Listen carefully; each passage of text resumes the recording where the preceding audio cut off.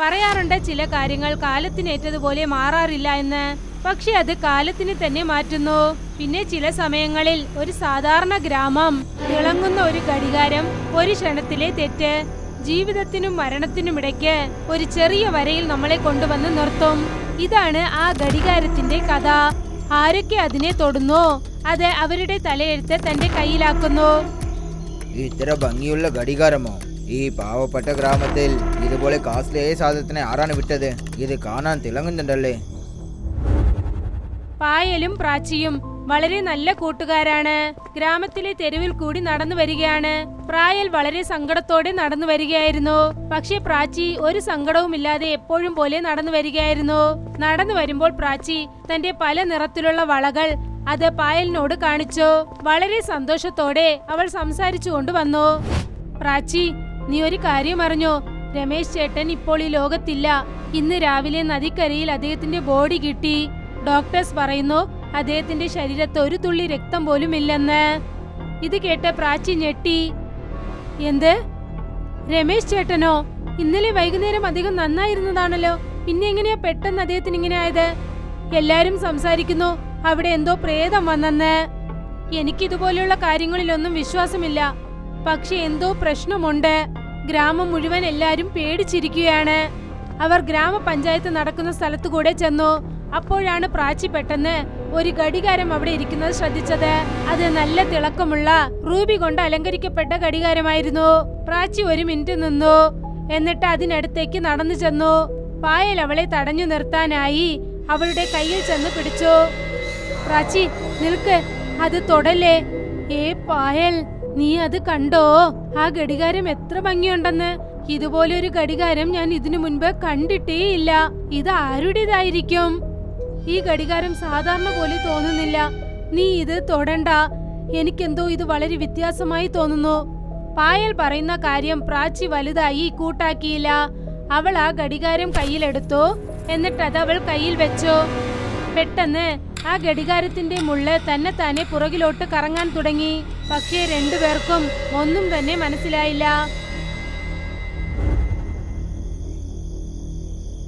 രാത്രി പ്രാച്ചി കട്ടിലിൽ ഇരിക്കുകയായിരുന്നു. അവൾ ആ ഘടികാരത്തിനെ നോക്കി. ആ ഘടികാരത്തിന്റെ ഭംഗി അവളെ സ്വയം മറക്കുന്നത് പോലെ ആക്കുകയാണ്. അവൾ നോക്കി ആ ഘടികാരത്തിന്റെ മുള്ള് പുറകിലോട്ട് കറങ്ങുന്നു. പക്ഷെ അതിന്റെ ഭംഗിയിൽ മതിമറന്നുപോയ പ്രാച്ചി അത് വലുതായി കൂട്ടാക്കിയില്ല. പായൽ, നീ ഒരു പേടിത്തൊണ്ടിയാണ്. ഇത്ര ഭംഗിയുള്ള സാധനം വലിച്ചെറിയാൻ പറയുന്നു. ഇത് എത്ര സുന്ദരമാണ്. പെട്ടെന്ന് ആ മുള്ള് ചുറ്റി വന്ന് ഒന്നിൽ നിന്നു. പിന്നെ ഒരു മിനിറ്റിന് ടൈമർ സെറ്റായി. ഘടികാരത്തിന്റെ ചെയിൻ പ്രാച്ചിയുടെ കയ്യിൽ ചുറ്റി. ഉടനെ അവൾ അത് എടുക്കാനായി ശ്രമിച്ചു. പക്ഷെ അവൾക്കത് പറ്റിയില്ല. അല്ല, ഇതെന്താ എടുക്കാൻ വരാത്തത്? അതിനുശേഷം സമയം പോകും തോറും അവളുടെ മുറിയിൽ പെട്ടെന്ന് ഒരു രാക്ഷസൻ പ്രത്യക്ഷപ്പെട്ടു. പ്രാച്ചിയുടെ കണ്ണുകൾ പേടികൊണ്ട് നിലച്ചുപോയി. ഘടികാരത്തിൽ 5 നിമിഷത്തിനുള്ള ടൈമർ തീരുമ്പോൾ ആ രാക്ഷസൻ പതുക്കെ പതുക്കെ മുന്നിലേക്ക് വന്നു. അല്ല, ഇതെന്താ തുറക്കാൻ പറ്റാത്തത്? ഈ സ്ഥലം തണുത്തുറഞ്ഞിരിക്കുകയാണല്ലോ. ആരെങ്കിലും എന്നെ ഒന്ന് രക്ഷിക്കേ. ആ രാക്ഷസൻ പ്രാച്ചിയുടെ ആത്മാവ് തന്നിലേക്ക് വലിച്ചെടുത്തു. പ്രാച്ചി ഉടനെ അവിടെ തന്നെ മരിച്ചു.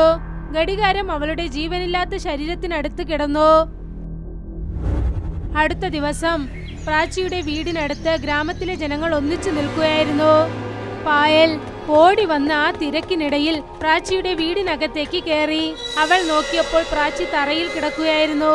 അവളുടെ മുഖം വല്ലാതെ വിളറിയിരുന്നു. അവളുടെ അമ്മ അവളുടെ അടുത്തിരുന്ന് കരഞ്ഞുകൊണ്ടിരിക്കുകയായിരുന്നു. പ്രാച്ചി, കണ്ണു തുറക്ക് പ്രാച്ചി. എങ്ങനെയാ സംഭവിച്ചത്?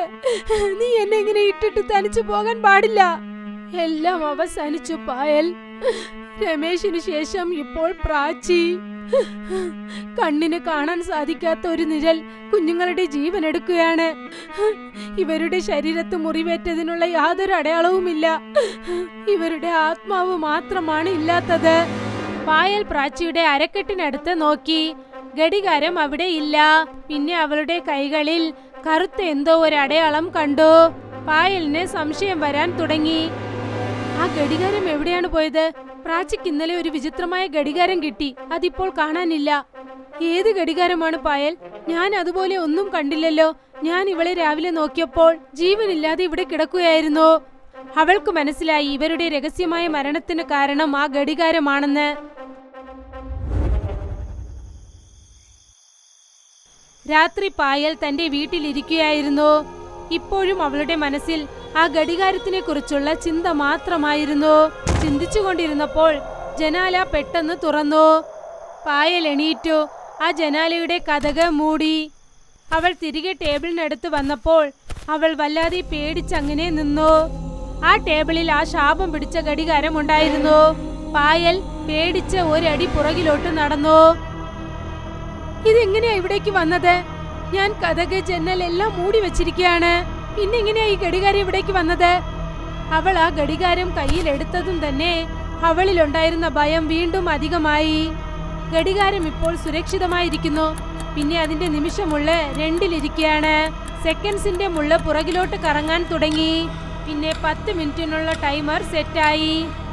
കുറച്ചു സമയത്തിന് ശേഷം പായൽ ആ ഘടികാരം ഒരു ജൂട്ട് ബാഗിൽ ഇട്ടുകൊണ്ട് ഗ്രാമത്തിന്റെ തെരുവിൽ കൂടി ഓടി. അവൾ ആ ഗ്രാമത്തിന്റെ പഴയ കിണറിനടുത്ത് ചെന്നു. എന്നിട്ട് ആ ഘടികാരം ആ കിണറിലേക്ക് വലിച്ചെറിഞ്ഞു. അവൾ ഒരടി പുറകിലോട്ട് നടന്നു. എന്നിട്ട് അവൾ തന്നോട് തന്നെ സംസാരിക്കാൻ തുടങ്ങി. ഇനി ഇതൊരിക്കലും പുറത്തു വരില്ല. ഇത് ആഴമായ വെള്ളത്തിനകത്ത് എന്നേക്കുമായി നശിക്കും. ഞാൻ എത്രയും പെട്ടെന്ന് ഇവിടെ നിന്ന് പോകണം. അവൾ തന്റെ മുഴുവൻ ശക്തി ഉപയോഗിച്ച് തിരിഞ്ഞ് വീട്ടിലേക്ക് ഓടാൻ തുടങ്ങി. ഒരു പ്രാവശ്യം പോലും അവൾ തിരിഞ്ഞു നോക്കിയതേയില്ല. പായൽ തന്റെ വീട്ടിനകത്തേക്ക് ചെന്നു. എന്നിട്ട് വീടിന്റെ കതക് വേഗം മൂടി. വീടിന്റെ കതക് മൂടുന്ന ശബ്ദം കേട്ടിട്ട് അവളുടെ അമ്മ വീട്ടിൽ നിന്നും പുറത്തേക്ക് വന്നു. അവർ പായലിനരികിലേക്ക് വന്നു. എന്നിട്ട് ചോദിച്ചു. പായൽ എന്തോ പറയാൻ ഒരുങ്ങുകയായിരുന്നു. ഒരേ ഒരു ശബ്ദം അവളെ വല്ലാതെ ഞെട്ടിപ്പിച്ചു. അതേ ഘടികാരത്തിന്റെ ടിക് ടിക്. ഘടികാരം ഏത് ടേബിളിലാണോ ആദ്യം ഉണ്ടായിരുന്നത് അവിടെ തന്നെ ഇരിക്കുകയാണ്. പായലിന്റെ അമ്മ ആ ഘടികാരത്തിനെ നോക്കി. ഉടനെ അവരുടെ കണ്ണുകൾ പേടി കൊണ്ട് നിറഞ്ഞുപോയി. ഇത് അതേ കാലചക്രം, മരണത്തിന്റെ ഘടികാരം. പായൽ, ഈ ഘടികാരം നിന്റെ കയ്യിൽ എങ്ങനെയാണ്? അമ്മേ, ഇത് നിങ്ങൾക്കറിയാമോ? ഈ ഘടികാരം പ്രാച്ചിയുടെ കയ്യിലായിരുന്നു. ഇപ്പോൾ ഇത് എന്നെ തുരത്തിക്കൊണ്ടിരിക്കുകയാണ്.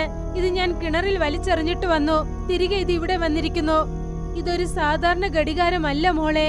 ഇത് ജനങ്ങളുടെ ആത്മാവെടുക്കുന്ന ഘടികാരമാണ്. ഇത് ആരുടെ കയ്യിൽ വരുന്നോ അത് അവരുടെ മരണത്തെ നിശ്ചയിക്കുന്നു.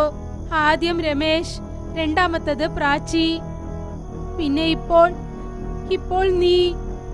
പക്ഷെ ഇതിനെക്കുറിച്ച് നിങ്ങൾക്ക് എങ്ങനെ അറിയാം അമ്മേ? ഇതെല്ലാം തന്നെ നിന്റെ അച്ഛൻ ചെയ്ത തെറ്റാണ്. അദ്ദേഹം താൻ ദൈവമാകണമെന്ന് ആഗ്രഹിച്ചു. അദ്ദേഹം പിശാചുകൾക്ക് പൂജ ചെയ്ത് ഈ ഘടികാരം സ്വന്തമാക്കി. ആരൊക്കെ നിന്റെ അച്ഛനെ എതിർക്കുന്നുവോ അവരെ നിന്റെ അച്ഛൻ ഈ ഘടികാരം ഉപയോഗിച്ച് തന്റെ പാതയിൽ നിന്നും നീക്കും. പക്ഷെ അങ്ങനെ എല്ലാം നന്നായി പോയിക്കൊണ്ടിരുന്നു. ഒരു ദിവസം നിന്റെ അച്ഛൻ ആ പിശാചിനെയും ഈ ഘടികാരം ഉപയോഗിച്ച് കൊല്ലാൻ ശ്രമിച്ചു. പക്ഷെ അതിന്റെ വിളവ് തലകീഴായി മാറി. ഈ ഘടികാരം നിന്റെ അച്ഛനെ തന്നെ വിഴുങ്ങിക്കളഞ്ഞു. ഒരു സ്വാമിജി ഈ ഘടികാരത്തെ ദൈവിക മന്ത്രം കൊണ്ട് കെട്ടി ഗ്രാമത്തിലെ മണ്ണിൽ പുതച്ചു. അത് വീണ്ടും അവിടെ നിന്നും ഉണർന്നു എന്ന് തോന്നുന്നു. ഇതിന് ആത്മാക്കളുടെ ബലിയാണ് ആവശ്യം. പായലുടെ കണ്ണുകളിൽ പേടിയും സങ്കടവും നിറഞ്ഞു. ഘടികാരം തുടർന്ന് ടിക് ടിക് എന്ന് അടിച്ചുകൊണ്ടേയിരിക്കുന്നു. ഇനി 6 നിമിഷമാണ് ബാക്കി. അമ്മേ, എന്നെ രക്ഷിക്കൂ. ഞാൻ മരിക്കാൻ ആഗ്രഹിക്കുന്നില്ല. ഈ ശാപത്തിൽ നിന്നും രക്ഷപ്പെടാൻ എന്തെങ്കിലും ഒരു വഴി കാണില്ലേ? എന്തെങ്കിലും വഴിയുണ്ടോ അമ്മേ? ഒരു വഴിയുണ്ട് പായൽ. ആ സ്വാമിജി പറഞ്ഞു, ഈ ഘടികാരത്തിന്റെ മുതലാളി ആഗ്രഹിച്ച് വേറെ ആർക്കെങ്കിലും നൽകണം. പിന്നെ ആ ശാപം ഒരു പുതിയ മനുഷ്യനിലേക്ക് മാറും. ഈ ഘടികാരം നീ ആർക്കെങ്കിലും നൽകണം. ഇല്ലമ്മേ, ഞാൻ എന്റെ ജീവൻ രക്ഷിക്കാനായി ആരെങ്കിലും ഒരു പാവത്തിനെ മരണത്തിലേക്ക് തള്ളിവിടാനാകില്ല. ഒരുപക്ഷെ ഞാൻ അങ്ങനെ ചെയ്താൽ എനിക്കും ആ പിശാചിനും എന്താണ് വ്യത്യാസമുണ്ടാവുക? ഒരുപക്ഷെ നീ അങ്ങനെ ചെയ്തില്ലെങ്കിൽ ആ നിഴൽ നിന്റെ ജീവൻ എടുത്തുകൊണ്ട് പോകും മോളെ. നീ എന്റെ ഒരേ ഒരു മോളാണ്. എന്റെ കൺമുന്നിൽ നീ മരിക്കുന്നത് എനിക്ക് കാണാനാകില്ല മോളെ. പായലിന്റെ അമ്മ അവളെ റൂമിനകത്തേക്ക് കൊണ്ടുപോയി. അവളെ റൂമിനകത്ത് വെച്ച് അവർ കതക് മൂടി. അമ്മേ, വേണ്ട, അങ്ങനെയൊന്നും ചെയ്യരുത് അമ്മേ. കണ്ണുനീർ നിറഞ്ഞ കണ്ണുകളോടെ പായലിന്റെ അമ്മ ആ ഘടികാരം എടുത്തുകൊണ്ട് പുറത്തേക്ക് നടന്നു. പായലിന്റെ അമ്മ ആ ഘടികാരം കയ്യിലെടുത്തുകൊണ്ട് നേരെ കുളത്തിനരികിലേക്ക് നടന്നു വന്നു. അവർക്കറിയാം ആ ശാപം തന്നിലേക്ക് വന്നു എന്ന്. അവർ ആ കുളത്തിനരികിലേക്ക് ചെന്ന് ചേർന്നപ്പോൾ ആ ഘടികാരത്തിൽ 40 സെക്കൻഡ്സേ ഉണ്ടായിരുന്നുള്ളൂ. അവരുടെ മുൻപിലായി ഒരു വ്യത്യാസമായ മേഘം വന്നു. അത് പതുക്കെ പതുക്കെ ആത്മാക്കളെ പിടിക്കുന്ന പിശാചായി മാറി. പായലിന്റെ അമ്മ തന്നെ സമർപ്പിച്ചു. നീ എന്റെ ആത്മാവ് എടുത്തുകൊണ്ടു പോ ദുഷ്ടനെ, പക്ഷെ എന്റെ മോളെ നീ ഒരിക്കലും തൊടരുത്. ആ പിശാചി ഒരു ഭയങ്കരമായ ശബ്ദം പുറപ്പെടുവിച്ചു. അത് ഭൂമിയെ തന്നെ വല്ലാതെ നടുക്കി. ഘടികാരത്തിന്റെ കൗണ്ട് ഡൗൺ 0യുടെ അടുത്തെത്തി. അവസാനം അവരുടെ ആത്മാവ് അത് കൈക്കലാക്കി. അടുത്ത ദിവസം പായൽ തറയിൽ കിടക്കുകയായിരുന്നു. അവൾ പതുക്കെ പതുക്കെ തന്റെ കണ്ണുകൾ തുറന്നു. അവളുടെ കണ്ണുകൾ ആകെ തളർന്നിരുന്നു. അമ്മേ, നിങ്ങൾ എവിടേക്കാ പോയത്?